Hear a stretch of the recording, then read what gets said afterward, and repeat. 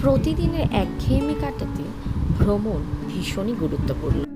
ভ্রমণ আমাদের মানসিক স্বাস্থ্যকে উন্নত করে এবং প্রত্যেক দিনের একঘেয়েমির রুটিন থেকে আমাদের মুক্তি দেয়।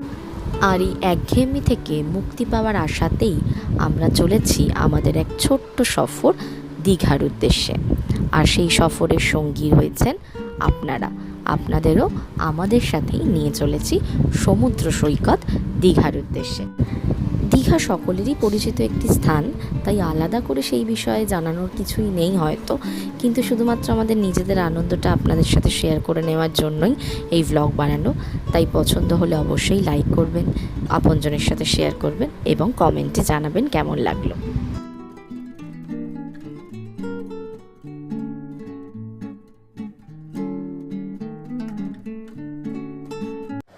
Hello, good morning. আজকে আমরা শুরু করতে চলেছি একটা ছোট্ট ট্রিপ পরিবারের সাথে। চলেছি আমরা দীঘার উদ্দেশ্যে। লাস্ট আমরা সেই কেদারের পর আর কোথাও বেরোনো হয়নি, আর এবছর আমাদের মেবি কোনো বড় ট্রিপ হবে না, তাই একটু মনের সমস্ত দুঃখ কাটাতে চলেছি এখন সমুদ্র সৈকত দীঘার উদ্দেশ্যে। এখন আমরা রেডি হয়ে গেছি, এবার বেরোবো। বেরিয়ে গিয়ে কারা কারা যাচ্ছে, কোথায় যাচ্ছি, কী করছি সমস্ত আপনাদের ডিটেলসে জানাবো। সঙ্গে থাকুন, দেখতে থাকুন। বেখেয়ালি তো আমরা যাচ্ছি, কিন্তু মন খারাপ আমাদের পশুগুলোর। সে তো একদম মন মরা হয়ে বসে আছে। এই যে আমার মাম্মা রোজি, তার মন ভীষণ খারাপ। আবার আমরা কবে আসবো, কোথায় যাচ্ছি ভাবছে, আবার অনেক দিনের জন্য। কিন্তু একটাই ভালো কি, আমার বোন থাকবে, তাই ওর দেখাশোনার কোনো সমস্যা হবে না, বাট ওর মন খারাপ।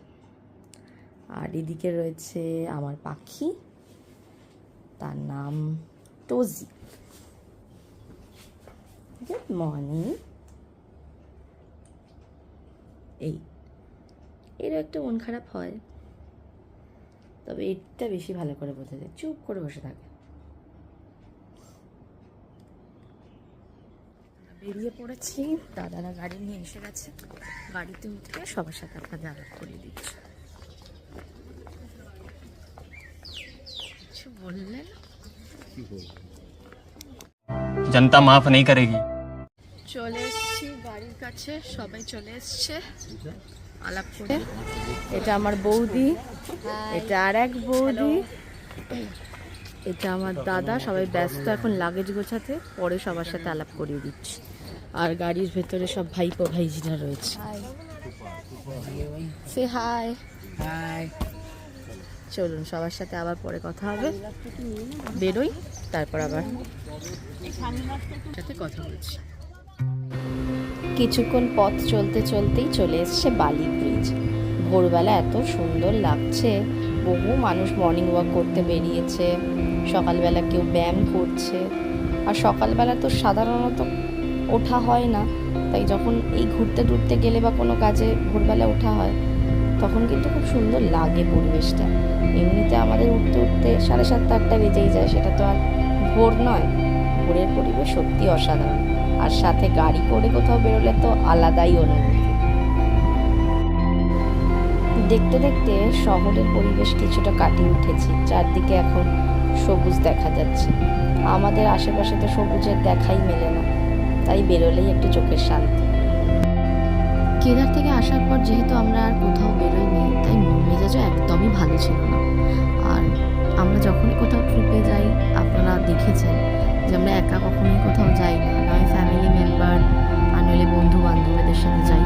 ফ্যামিলির সাথে সেই লাস্ট আমরা বোধহয় সিমলা গেছিলাম, তখন আমি ব্লগ করা চালু করিনি, তাই সেই ব্লগগুলো কিছুই আপনারা জানেন না।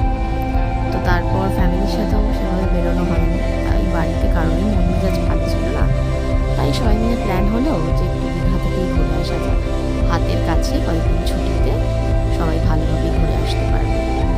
আর আমার দাদা গাড়ি চালাচ্ছে, এই যে এটা আমার দাদা পার্থ দাস। আর এইদিকে বৌদিদা রয়েছে, এটা আমার নিজের বৌদি, আর এটা বৌদির বান্ধবী। সবাই মিলে গল্প করতে করতে চলেছি দীঘার উদ্দেশ্যে।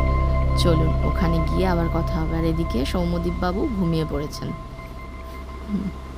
আর এদিকে ভাইপো, মানে ওই বৌদির ছেলে।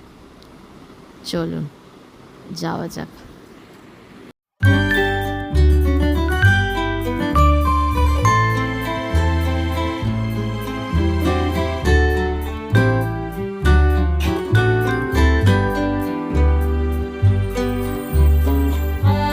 আমরা কোলাঘাট, এবার ব্রেকফাস্ট করবো, করে তারপর সামনের দিকে এগোবো।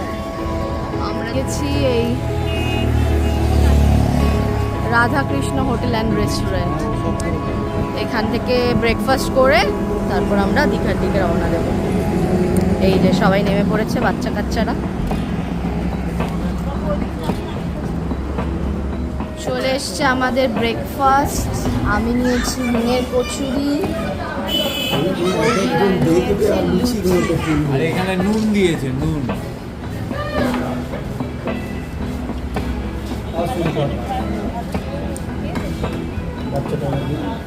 চলে এসছে রুটি চানা,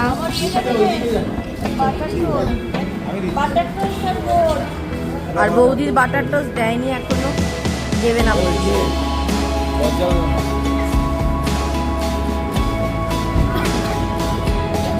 দাদারা সব লুচি খাবে, এই রুটি খাবে, আর ইনি হাওয়া খাবেন।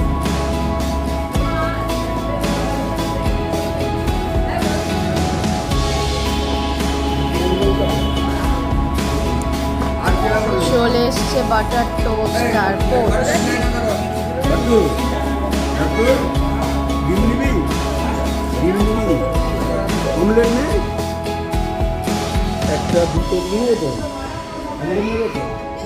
কোলাঘাট থেকে ব্রেকফাস্ট করে আমরা আবার গাড়িতে উঠে পড়েছি। এবার যাচ্ছি দীঘার দিকে, আর কোথাও দাঁড়ানোর প্ল্যান নেই, একদম ডাইরেক্ট।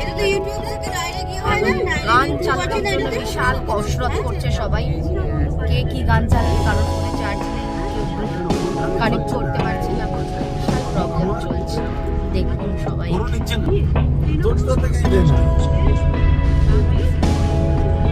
মুখটা একটু তোলো, কিউট রাইড।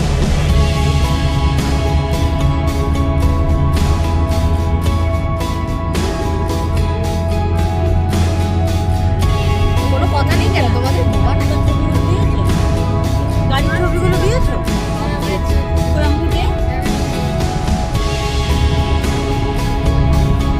এবার দেখতে থাকুন বাইরের কিছু সুন্দর দৃশ্য।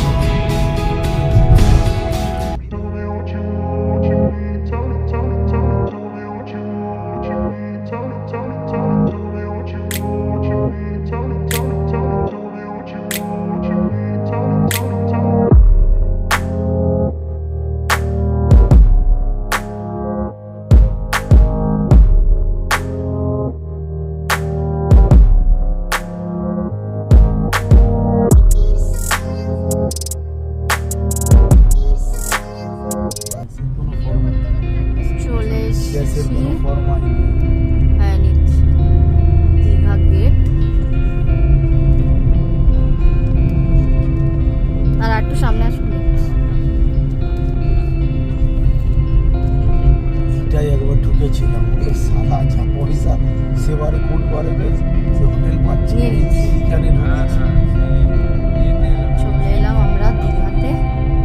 আরে ভাই এর সঙ্গেই তো যেবার 1 জানুয়ারিতে সব ঘুরছি ভাই, বাবাইয়ের সঙ্গেই তো। আমরা হোটেল খুঁজবো, কারণ আমাদের হোটেল বুক করা নেই। ঘুরে তারপর আপনাদের দেখাচ্ছি হোটেল নিলাম, সব কিছু ডিটেলস আপনাদের সাথে শেয়ার করছি। হোটেল তো আমাদের বুক করা নেই। ভাইপো ভাইজিদের ভীষণ ইচ্ছা যে সুইমিং পুলওয়ালা হোটেল নেওয়ার, কিন্তু দেখা যাক, বাজেটটাও খুব বেশি নয় আমাদের, তো হাই হয়ে গেলে আমরা হয়তো সুইমিং পুলওয়ালা হোটেল নিতে পারবো না বা নিব না। দেখা যাক কি হোটেল নেওয়া হয়, সব আপনাদের সাথে শেয়ার করবো। চলো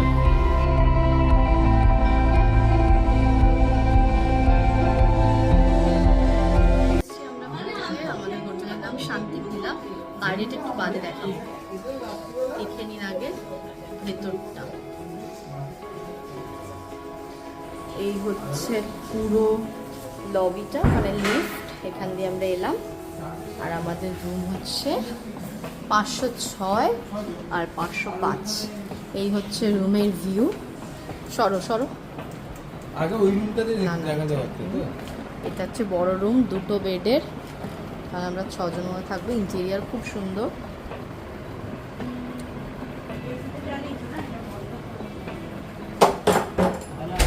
আর এই হচ্ছে টয়লেট।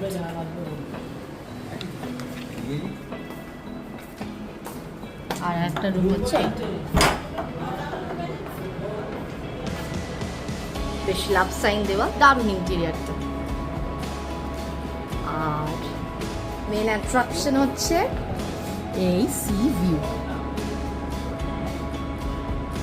সুন্দর সমুদ্র দেখা যাচ্ছে। এবার আমরা ফ্রেশ হব, ফ্রেশ হয়ে খেয়ে দিয়ে চান করতে যাব। আজকের ভিডিওটা এখানেই শেষ করছি। ফ্রেশ হয়ে লাঞ্চ করে সমুদ্রে যাওয়া এই সবই থাকবে নেক্সট এপিসোডে। নেক্সট এপিসোডের জন্য অবশ্যই অপেক্ষা করুন, খুব তাড়াতাড়ি চলে আসবে আমাদের চ্যানেলে। আর আজকের ভিডিওটা কেমন লাগলো অবশ্যই কমেন্টে জানাবেন। ভালো লাগলে আপনজনের সাথে শেয়ার করবেন, লাইক করবেন, and stay safe. Bye bye.